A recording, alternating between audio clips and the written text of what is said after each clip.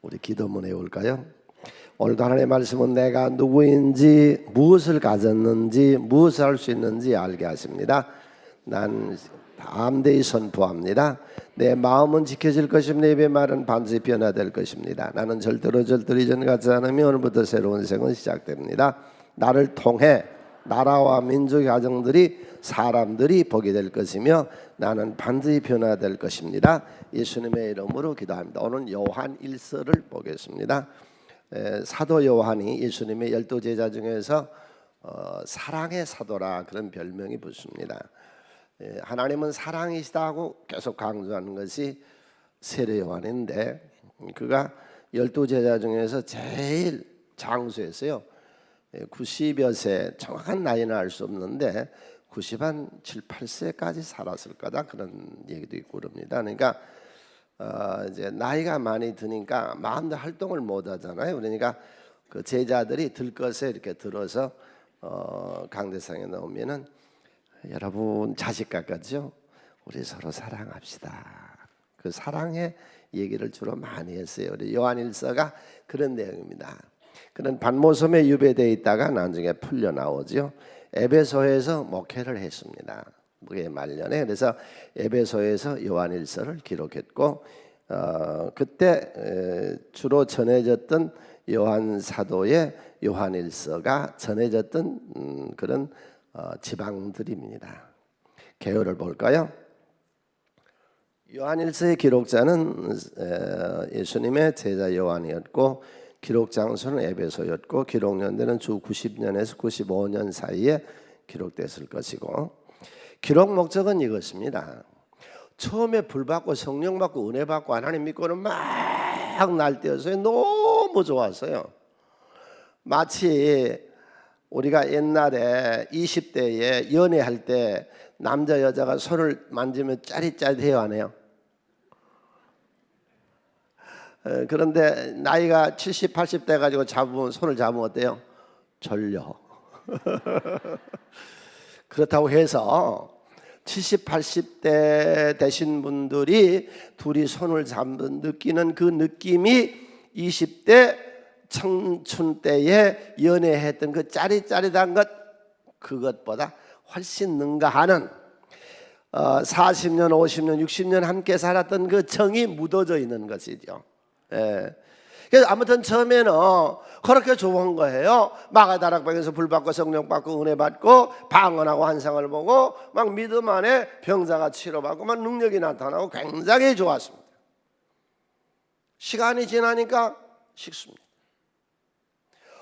왜 하나님이 살아계시다면 베드로와 바울이 순교하도록 하나님 주셨을까? 그런 회의론자들, 여러분 우리 하나님을 믿습니까? 내가 마신 잔이 슬픔과 고통과 괴로움과 순교의 잔이더라도 마시는 거죠. 우리는 왜? 하나님은 그분을 믿으니까 우리의 생애를 훨씬 더 좋게 역사하실 줄로 믿습니다. 확실하게 믿으니까. 그래서 신앙이 식으면서 이론이 분분했어요. 그 시기에 사도 요한이 서로 사랑하자 사귐이라는 단어를 들고 나옵니다. 그래서 오늘 우리가 보는 요한일서 3장에서 7장 사이에 사귐이 있게 하고 사귐이 있게 하고를 3절과 6절과 7절에서 사귐에 대한 얘기들을 하고 있습니다. 둘이서 만났어요. 만남의 기쁨만 있는가요? 아니요. 시간이 지나면서 식어진 것 같아도 더 뜨거움이 묻어 있는 것이죠. 그래서 만남의 사건, 둘의 만남은 뜨거웠다. 시간이 지나면 차차 식어간다. 차가워진 신앙을 수습하는 말씀으로 요한일서를 기록했어요. 사귐의 기쁨, 주님과 사귐의 기쁨을 방해하는 영지주의, 헬라의 철학, 그노시스 철학, 깨달음이 있어야 구원받는다. 지금도 우리나라에도 그 깨달음의 종교가 있죠. 우리는 예수 믿으면 됩니다. 유대주의, 율법주의, 행함으로 구원받는다. 아니요, 예수 믿으면 구원받는 줄로 믿습니다. 예수의 피가 우리의 죄와 저주와 사망에서 씻고 건져내신 것이죠. 이단 사상 경계, 영생의 확신을 주기 위해서 우리는 잠시 살다가 간 것이요. 영원한 세계가 있습니다. 영원한 세계가 없다고요? 그럼 개, 돼지, 짐승과 똑같다고 인간이? 천만에요. 우리는 영생이 있음을 믿습니다. 어떻게 믿습니까? 천당을 안 가보고도 어떻게 믿습니까? 보증으로 성령을 보내주셔서 우리가 성령을 체험하고 나니까 성령이 사는 그 세계, 영원한 세계, 우리가 이 세상을 앞서거니 또 뒤서거니 다 가지요. 여기 안 갈 사람이 있어요? 다 갑니다. 스스로 속고 사는 거죠. 안 가는 것처럼 착각하고 있는 것이죠. 우리는 다 갈 거예요. 영원한 세계가 있음을 확신시켜주는 것이 기록의 목적이었습니다. 내용은 1장과 2장은 사귐과 사귐에 유의할 점, 3장과 4장 하나님과 사귄 자의 특징, 5장은 참된 교제, 이 기초가 되는 이 믿음, 예수 그리스도를 믿는 믿음의 기초에서 사귐이 이루어지고, 만남의 기쁨은 요한복음이 기록했다면 사귐의 기쁨은 요한일서가 기록하고 있습니다. 양이 우리 안에 갇혀 있는 것이 싫었습니다. 자유를 제한하고 속박한 같아서. 그래서 양이 우리를 벗어나서 산속으로 자유를 찾아서 들어가 버렸습니다. 산속에 이리와 늑대가 있어서 물어뜯깁니다. 한 5년 전서부터요, 우리 수련원에서요, 내가 산고양이를 길렀어요. 서울 있다가 가서 나비야 나비야 부르면 산에서 야옹야옹 그러고 와요.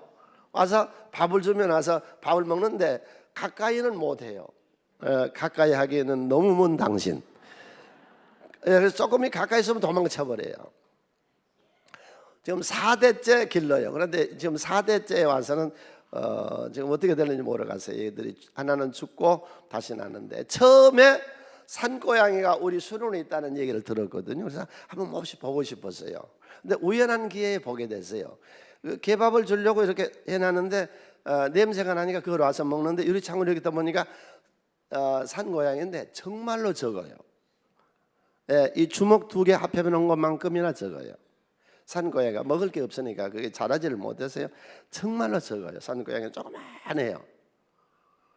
그런데 이 산고양이가 먹이를 이렇게 주면 와서 먹는데 언제 보니까 배가 불러요. 임신한 거예요. 그래서 불쌍해서 자꾸 줬거든요. 그런데 어느 순간에 보니까 배가 홀쭉해졌어요. 애를 낳은 거예요. 어디다 낳았는지를 모르겠어요. 근데 수개월 후에요, 진짜로 얘가 애 3마리를 데려왔어요. 얼마나 이쁜지 몰라요. 그래서 하나는 깜상이라고 내가 이름 주고, 하나는 흰둥이라고 지어주고, 하나는 누렁이라고 지어줬는데, 깜상과 흰둥이는 없어졌고 누렁이 하나가 남았어요. 걔가 또 애를 낳았어요. 3마리 낳았는데 3마리가 다 죽었어요. 그 다음에 3마리 낳았는데 하나가 살아서 똘똘해요. 그래서 내가 걔를 똘똘이라 그랬어요. 2대를 누렁이라고 그러고 3대를 똘똘이라고 그러는데, 이 똘똘이가 애를 5 낳았는데 5도 다 죽었어요. 그 다음에 이번에 지금 5 낳아가지고 다니는데, 그전 애들처럼 그렇게 우리 집 앞으로 잘 안 오는데 지금 몇 마리 낳아서 돌아다녀요. 근데 그 산 고양이도요, 가풍이 있더라고. 가문에 가풍이 있더라고.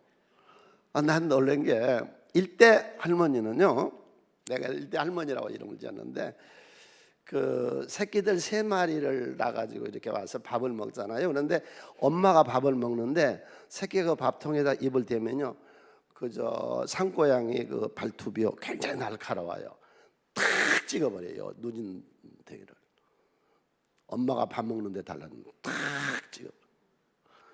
엄마가 다 먹고 이제 기지개를 켜고 쭈쭈를 하고 나가면 그 다음에 장남이 와서 먹는 거예요. 그러면 다 먹고 나면 그 다음에 와서 먹어요. 그러니까 처음에는 못 모르고 밥을 이렇게 조금 주면은 어머니나 일대 그 장남이 와서 먹고는 나가면 그 다음에 둘을 나서 밥그릇만 핥아요. 못 먹어요. 그래서 이제 그 다음부터는 이제 많이 줬거든요. 근데 2대째 이 누렁이는 애를 3마리 낳았는데 3마리가 같이 밥을 먹잖아요. 그러면 이놈은 자기만 먹고 나가면 셋이 같이 먹어요. 걔들이 무슨 의사소통이 있는가 봐요. 그래서 셋이서 같이 밥을 먹어요. 2대째는. 그래서 3대째는요, 엄마하고 애들이 같이 밥을 먹어요. 한 밥그릇에서. 그래, 이것들도 가풍이 있다 내가 그랬어요.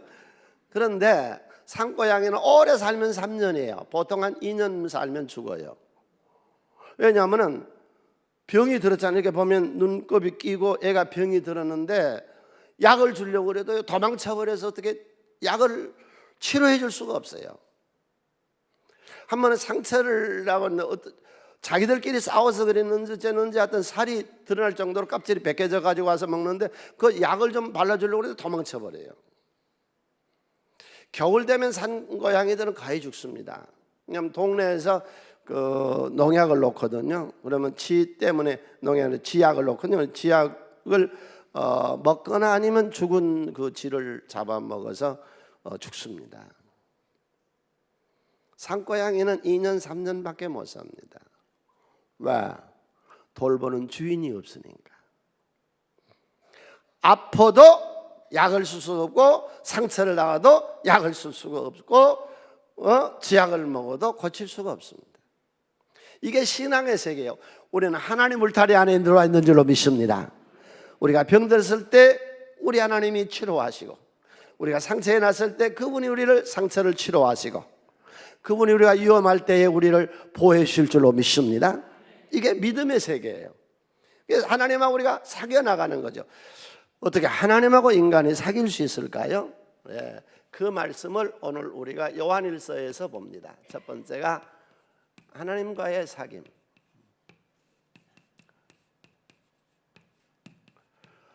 이미 1장 3절, 6절, 7절에서 하나님과 우리의 사귐에 대해서 충분하게 설명은 해주고 있습니다.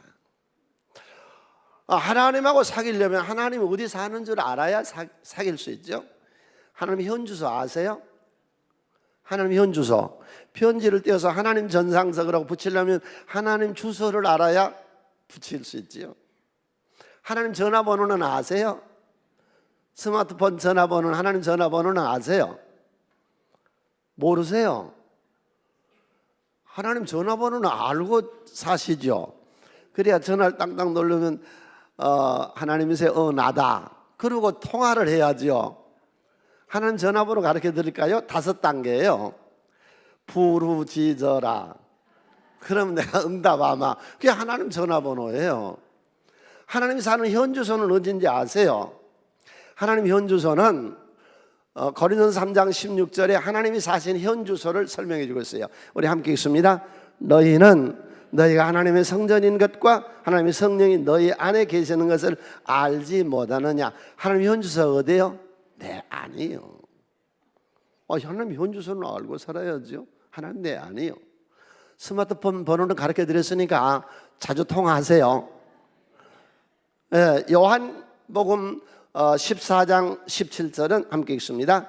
그는 진리의 영이라 세상에 너를 그를 받지 못하나니는 그를 보지도 못하고 알지도 못함이라. 그러나 너희는 그를 아나니 그는 너희와 함께 거하시며 너희 속에 계시겠습니다.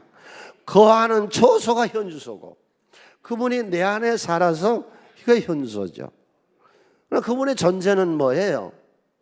그분의 존재는 말씀이에요. 오늘 또 여러분 여기 와서 하나님을 만나시기를 바랍니다. 자, 제가 지금 물어볼 테니까 정말로 참말로 하나님 만난 사람은 아멘 하세요. 여러분 하나님을 만난 경험이 있으세요? 네. 하나님도 안 만나고 어떻게 하나님을 믿어요? 하나님도 안 만나고 어떻게 설교를 해요? 하나님도 안 만나고 어떻게 기도를 해요? 하나님도 안 만나고 어떻게 성경을 해요? 하나님도 안 만난 경험이 없는데 어떻게 하나님을 믿어요? 우리는 하나님을 만났습니다. 그분이 어디 사세요? 내 안에 사시죠. 그래 교제가 되는 거예요. 그의 존재는 세미한 음성 말씀으로 오는 거죠. 네. 그래서 하나님이 사는 공간, 물론 천국에 계시죠. 지금 내 안에 주님이 거하시죠. 내 안에. 두 번째로 그분은 나하고 친구, 사람을 친구로 사귀는 것처럼 하나님하고 내가 친구할 수 있을까요? 여러분 놀리지 마세요. 그리고 의심하지 말아요. 이상하게 듣지 말아요. 하나님 우리를 친구 삼겠대요. 이게 요한복음 15장 14절로 15절에서 너희는 내가 명하는 대로 행하면 곧 나의 뭐라? 하나님 우리를 친구래요. 예수님을 친구래요. 이제부터 너희를 종이라 하지 아니하리니 종은 주인이 하는 것을 알지 못함이라. 너희를 친구라 하였노니 내가 내 아버지께 들은 것을 다 너희에게 알게 하였습니다. 하나님이 나의 친구요. 하나님과 사귀시기를 바랍니다. 하나님과 깊은 사귐을 가지세요. 늘 그분하고 사귀세요. 같이 인생을 살아가세요. 우울증이 어디 있고 고통이 어디 있고 괴로움이 어디 있어요? 그분이 내 안에서 즐거움을 주시는 것을. 수원의 5.1장 6.25 동란 후에 5.1장에 돌아다니면서 거짓을 해요. 거짓 5.1장 돌아다니면서 깡통 가지고 거짓을 해요. 초등학교 졸업 안 하고 객지로 떠나왔던 애가, 그리고 역전 앞에 양아치들 모임에 들어가서 양아치들하고 같이 생활하면서 거짓을 해요. 그러다가 파출소에 들어가요.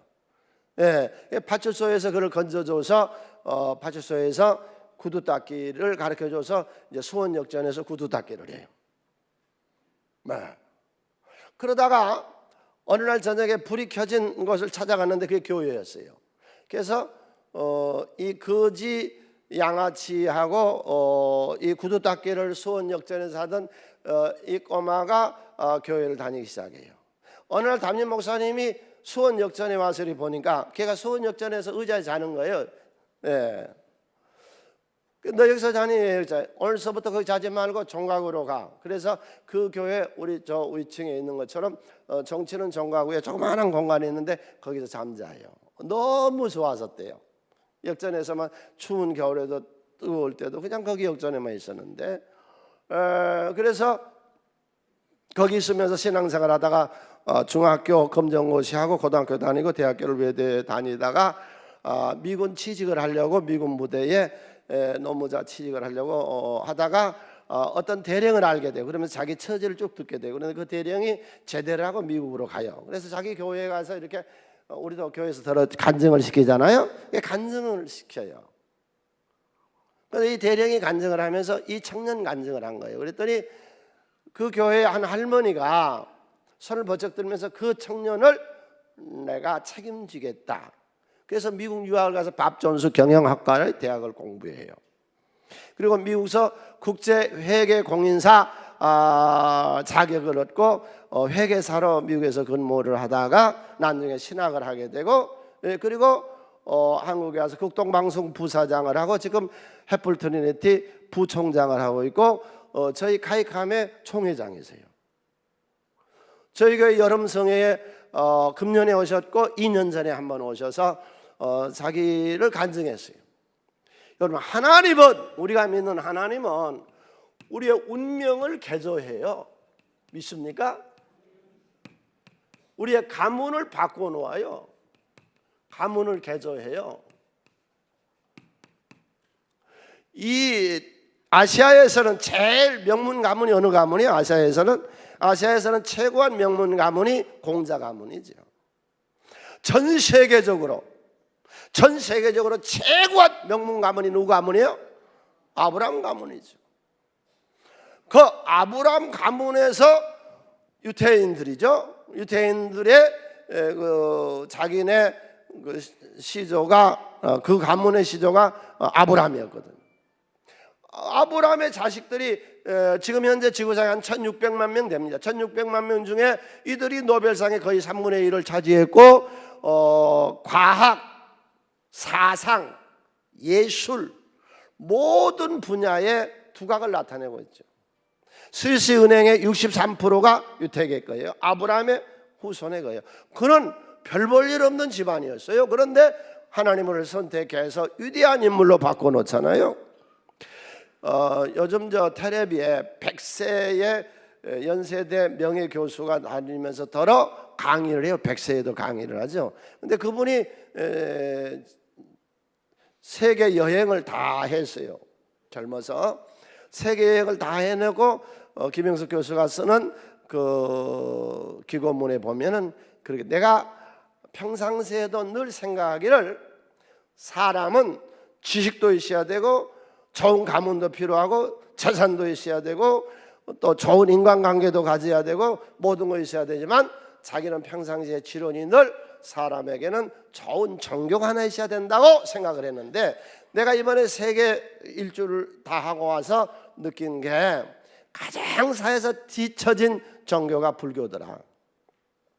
인도하고 동남아를 돌아보고서 제일 뒤처진 것이 불교였고, 그 다음이 유교 문화였고, 그 다음에 가장 발달된 선진국이 기독교더라. 근데 그 기독교 중에서도 둘로 나누어지는데 천주교하고 개신교가 있는데 개신교가 훨씬 발전되어 있더라.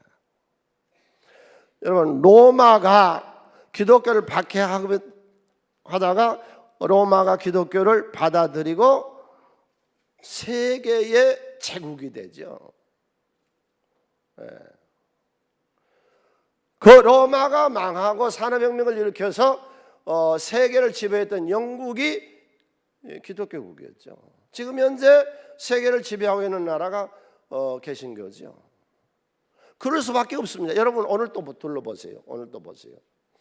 일주일을 살고 와서 후회하고 반성하고 되돌아보고 내 부부관계는 제대로 했는가, 부모님에게는 제대로 효도했는가, 자식들에게는 번이 됐는가, 내 사회 사업은 제대로 했는가 하는 것을 되돌아보는 집단이 어디 있느냐고. 어디가 그런 집단이 있냐고. 응? 내 친구 간에는 제대로 했으며, 사업은 제대로, 직장생활은 제대로 했으며, 내 가정생활은 화목하게 했는가 하는 것을 일주일마다 되돌아보고 후회하고 반성하는 집단이 우리 말고 또 있어요? 있잖아요. 오늘 또 교회 와서 두 주먹을 불끈 쥐고 이번 한 주간 어떤 역경과 어려움과 환난과 질곡의 세월에서도 내가 반드시 예수 십자가로 승리하리라. 할렐루야. 그런 각오와 결심을 가지고 살아가는 사람들이 우리 말고 어디 있느냐고. 기독교는 앞서가는 종교입니다. 앞설 수밖에 없는 겁니다. 그러잖아요. 일주일을 살고 의하고 반성, 회개하고 정리하고 점검해보고 일주일의 삶을 한번 다시 여기서 점검하시죠 지금. 그리고 오늘 이 말씀을 들으면서 이번 한 주간은 내가 하나님하고 사귐을 갖고 살아가다, 그런 우리가 각오와 결심을 하잖아요. 이게 기독교 아니고 어디 갔느냐. 우리가 또 말씀이 있잖아요. 그래서 이 말씀을 들으면서 우리 자신을 되돌아보고 오늘 이 설교를 다 들어보세요. 아, 오늘 또 이렇게 살아야지 하는 그런 굳은 결심을 할 수 있잖아요. 기독교는 앞장설 수밖에 없는 겁니다. 이 개신교는 이 세상을 정복하고 지배하고 섬기라고 하나님 불러주신 줄로 믿습니다. 그래서 크게 한번 외쳐요. 우리는, 크게 외쳐요. 우리는 세상을 정복해야 되고 세상을 다스려야 되고 세상을 섬겨야만 된다. 아멘. 그래서 하나님 우리를 불러주신 거예요. 우리 집단이. 네. 그러면 하나님하고 우리가 어떻게 교제를 할까요? 어떻게 사겨 나갈까요? 그게 기도지요. 기도라는 것이요, 꼭 하나님 뭐 병 고쳐주세요, 뭐 주세요, 뭐 주세요 하는 것만 기도 아니에요. 내게 이런 형편이 있고 이런 일이 있고 나를 세워나가고, 나는 기도하면 참 좋은 거가요, 걱정심을 맡겨버려요. 하나님 다 맡아봐요. 그러니까 간편하게 인생을 살 수가 있어요. 기도를 하면요, 내 자신이 세워나가져요. 어떤 어려움이 있다가도요, 기도를 통해서 까지가 사람이 한 번 죽지 두 번 죽냐 이런 거예요. 그냥. 에? 할렐루야. 사람이 한 번 죽지 두 번 죽으면 천당, 여기보다 더 좋은 데 가겠지. 그런 자신감이 기도 속에서 있는 거예요. 기도하면 행복한 거예요. 마음이 즐겁고. 그러니까 하나님하고 사귀니까 하나님이 우리 가운데 그런 영감과 지혜를 주시는 거지요. 응? 기도 중에 하나님하고 사신 주님과 다시 한번 물어요. 하나님 만난 경험 있는 사람은 아멘. 네, 만난 경험이 없는 사람도 아멘. 하나님 살아계세요. 그분하고 같이 사시죠. 그분하고 교제하는 방법이 기도지요. 또 오늘 이렇게 말씀을 통해서 그분의 의도를, 이 성경을 통해서 우리가 하나님의 뜻과 하나님의 마음을 이 성경을 통해서 본심을 우리가 보는 것이죠. 하나님과 함께. 할렐루야. 그 다음에 두 번째로 우리가 사람과의 사귐. 4장 20절로 21절을 손에서 한번 읽을까요? 누구든지, 여기 누구든지요, 누구든지 하나님을 사랑하느라고 그 형제를 미워하면 이는 거짓말하는 자니 보는 바 그 형제를 사랑하지 아니한 자는 보지 못하는 바 하나님을 사랑할 수 없느니라. 우리가 이 계명을 주께 받았나니 하나님을 사랑하는 자는 또한 형제를 사랑하는. 옆에 사람과 서로 인사할까요? 사랑합니다. 연애하라는 말 아니요? 우리 서로 주님의 안에서 서로 사랑합니다. 할렐루야. 그런데 우리가 이 사랑을 배워야 돼요. 성경에서 사랑의 언어를 익숙하게 우리가 구사할 수 있어야 돼요. 왜 말하는데 서로 부부가 사랑을 못 느끼는가요? 언어가 달라요. 서로 생각이 달라요. 오늘 이 말씀을 듣고 우리 사랑하는 인생을 삽시다. 아멘. 사랑하는 인생. 첫 번째 어떻게? 언제나 상대는 옳다고 믿으세요. 상대는 옳아. 예수님 뭐라고 그랬어요? 성경에서 누구를 대하든지 어떤 사람을 대하든지 내 아내를 대하든지 내 남편을 대하든지 내 부모를 대하든지 내 자식을 대하든지 친구를 대하든지 누구를 대하든지 너희가 대접을 받고자 하는 대로 남을 대접하라 그랬어요. 너만 의로워? 그 사람 안 의로워? 왜 너만 옳은데? 남편들아 너만 옳아? 아내들아 너만 옳아? 아니요. 상대가 느끼는 그 느낌이 얼굴 뚫려 보세요. 이 지구상에 같은 얼굴이 있어요 없어요? 정말 같은 얼굴이 있다 그러면 내가 누구하고 살아야 되는지 모를 거예요. 다 인간은 다른 개성을 가지고 태어났습니다. 나와 똑같지 않으면 틀린 거라고요? 천만에요. 다 틀린 거예요. 여러분 저 꽁을 보면은 암꽁이 멋있어요? 숫꽁이 멋있어요? 숫꽁이 깃털이야 장기 멋있잖아요. 아내들이요 장기 털 좀 다 뽑아버리지 말고 그 털 좀 잘 줘서 날아다녀서 사회 나가서 성공할 수 있도록 만드세요. 그러면 당신은 저절로 사모님 되시니까. 근데 그냥 그 털 다 뽑아가지고 사회에다 내놓으니 그게 물건이 돼? 하나님이 세상을 창조할 때에 이 남성에게는 그 별것도 아닌데 그렇게 우쭐하고 그냥 그런 것이 있다고. 그러니까 사자도 보면은 숫사자가 멋있어요? 암사자가 멋있어요? 숫사자 깃털이 촥. 남자는 이게 별것도 아닌데 그렇게 그 남자라고 하는 그 자존심을 내세워요. 그러니까 그냥 밀어주세요. 그렇게 하라고. 그 다음에 두 번째로 사람을 정말로 사귀려면요, 우리 부부간에 특별히 교육 대상으로 보지 말아요. 가르쳐야 돼. 뭘 그렇게 많이 아는데?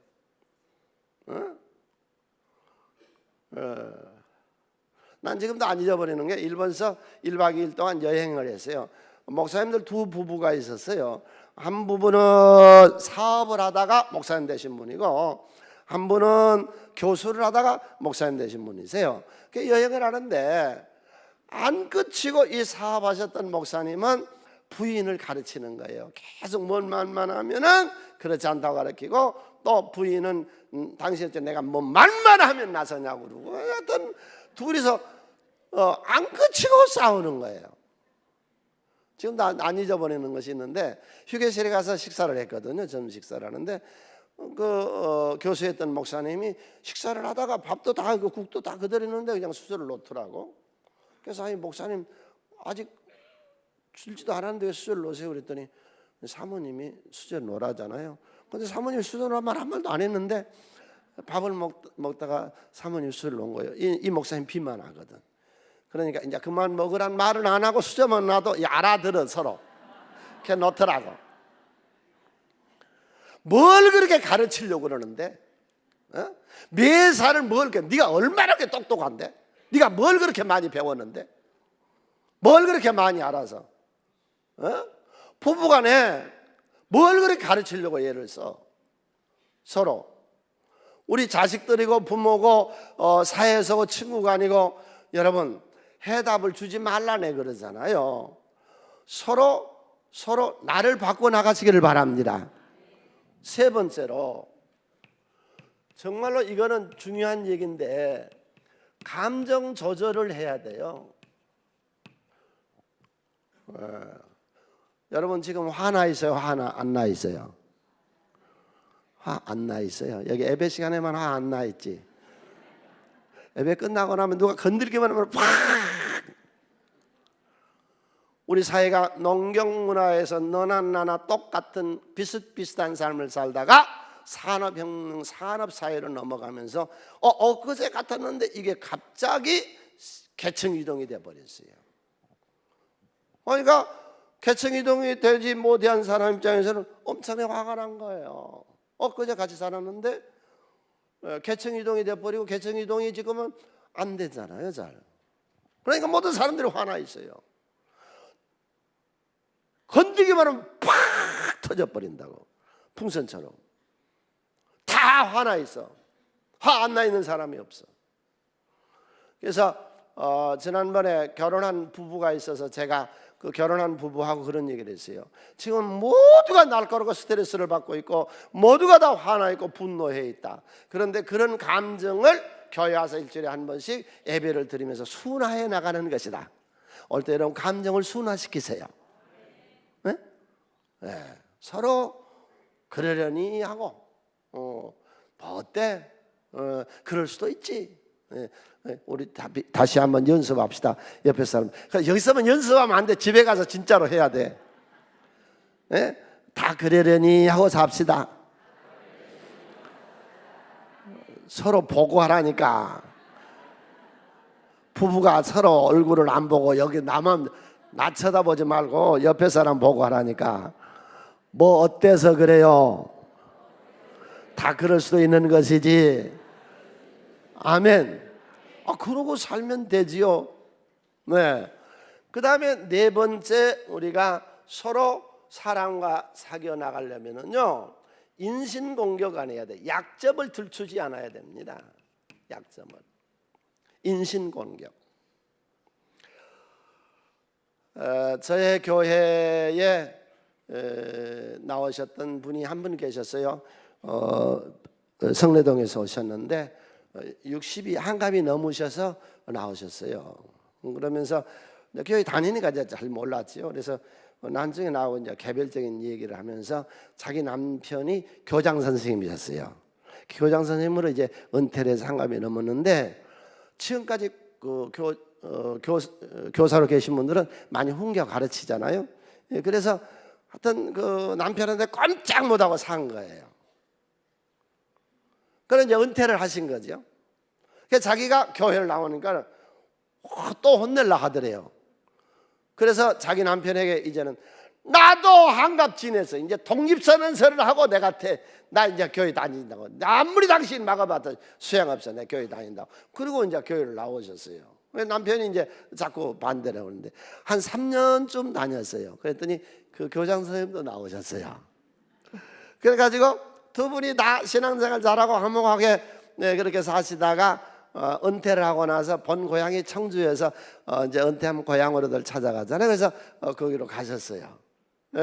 또 90세 넘으신 한 분이 계신데 그분은 이제 교회 지금은 현재는 못 나오고 계시는데요. 아내를 그렇게 업신여겨요. 왜냐하면 남자는 집안이 좋았어요. 학교 공부도 좀 했고. 그런데 여자 집안은 안 좋았어요. 그러니까 그 부모가 어려운 집에서 며느리를 데려온 거예요.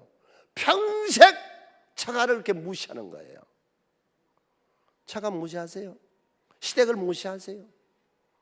부부를 같이 살다 보면 버리시고 습관이고 말씨고 약점이 많습니다. 약점 들추지 말고, 아멘. 그러니까 부부가 가정이 천국이 안 되는 거예요. 그 다음에 다섯 번째로 중요한 게 교정하려고 하지 마세요. 크게 한번 외칩시다. 더 좋은 아내, 더 좋은 남편, 더 좋은 자식, 더 좋은 부모 만들려고 하지 말자.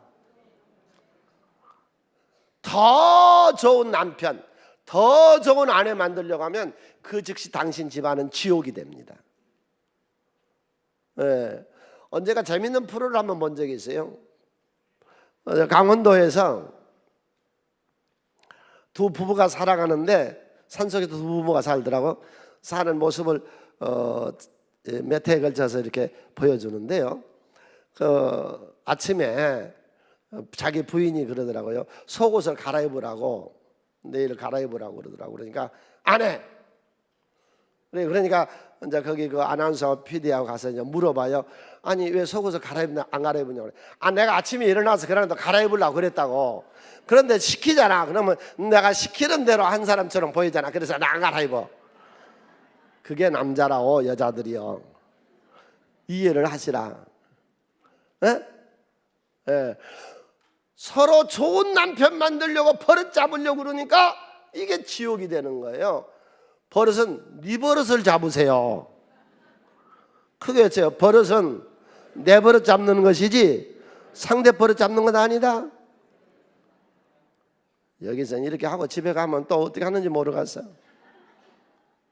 교정하려고 하지 마라. 더 좋은 남편 만들려고 하지 마라. 더 좋은 아내를 만들려고 하지 마라. 그 즉시 당신 집안은 지옥이 되는 거예요. 예. 버릇을 고치려고 하는 나를 고쳐야죠. 세 번째, 자신과의,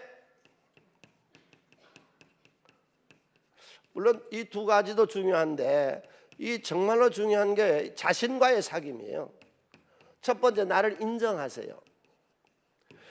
4장 18절 함께 읽습니다. 사랑 안에 두려움이 없고 온전한 사랑의 두려움을 내어쫓나니 두려움은 형벌이 있음이라. 두려워하는 자는 사랑 안에서 온전히 이루지 못하였느니라. 내 속에 두려움을 갖고 있으면 언젠가 당신이 두려워하는 것이 덮쳐온대요. 형벌로 올 거래요. 그렇다면 내 마음속에 내가 나와 평생을 함께 살 게 누구요? 나예요. 내 안에는 두 사람이 살고 있습니다. 바울의 고백처럼 내 안에는 선한 내가 있고 악한 내가 있고 두 사람이 살고 있습니다. 근데 나는 죽는 날까지 나와 함께 살 것입니다. 나를 인정하고 나를 칭찬하고 나를 격려하고, 내가 나를 안 믿어주면 누가 나를 믿어주겠어요? 두 번째로, 키르케고르가 하는 것인데 그가 썼던 재미있는 비유 중에 이런 비유가 있어요. 자기가 죽었었대요. 그래가지고 천당을 갔대요. 꿈을 꿨던 모양이죠, 키르케고르가. 그랬더니 예수님이 계시더래요. 예수님을 만나고 싶어서 가려고 그러는데 가는 길에 옆에가 거울이 쫙 있더래요. 안 볼 수가 없어서 그 거울을 보고 가게 되는데 자기가 나서부터 지금까지 있었던 것들이 쫙 그림으로 펼쳐지는데 도저히 창피해서 갈 수가 없더래요. 그래서 가다가 못 가고 다시 부끄러워서 한쪽으로 숨었는데 누군가 와서 거기 있는 그림들을 싹 지워버리시더래요. 그래서 이제는 떳떳하게 예수님 갈 수 있었대요. 우리 부모가 무당이었어요? 전에 살인을 했어요? 도적질을 했어요? 전에 어떤 나쁜 악한 짓을 했어요? 예수의 피가 씻어버리는 거예요. 치료하는 거예요. 열등감을 치료하세요. 모세 80세, 나이만 안 늙었어. 처가살이 40년을 했어. 형편없었어. 그런데 그 열등감을 치료하고 주님이 쓰시잖아요. 자신과의 사귐, 내 안에 나는 되는 사람이요. 할렐루야. 세 번째, 잘 되는 나를 바라보세요. 잘 되는 나. 이게 오늘 우리가 조금 전에 성신 낭독했던 말씀이죠. 히브리서 11장 6절 함께 읽습니다. 믿음이 없이 하나님을 기쁘시게 하지 못하나니 하나님께 나아가는 자는 반지가 계신 것과 또한 그가 자기를 찾는 자들에게 상 주신 이심을 믿어야 할지니라. 크게 한번 해줘요. 내 인생은 예수 믿고 반드시 성공한다. 할렐루야. 저주는 예수님이 대수 십자가에서 저주를 다 져주시고 해결했잖아요. 그럼 우리는 하나님이 불러서 하나님하고 사귀게 하시고 이 세상을 살아가는데 이 인맥이 중요한, 사람과의 사귐이 중요한 거, 정말로 중요한 건 자신과의 사귐. 나를 무시하지 마세요. 어려서부터요 부모에게 업신여김을 당하고 주위에서 업신여김을 당한 사람은요 커서도요 항상 죽을 때까지 자격지심 속에 있어. 오늘 열등감이라든지 좌절이라든지 자기 비하라든지 이런 것들을 치료하고 내 자신 속에 있는 하나님의 사람, 성령의 사람, 예수의 말씀이 내 안에 계세요. 자신 있게 삽시다. 내 인생 내가 살지 누가 살아줘요? 나를 인정하고 나를 믿고 나를 칭찬하고 나를 격려해요. 잘되는 나를 바라보세요.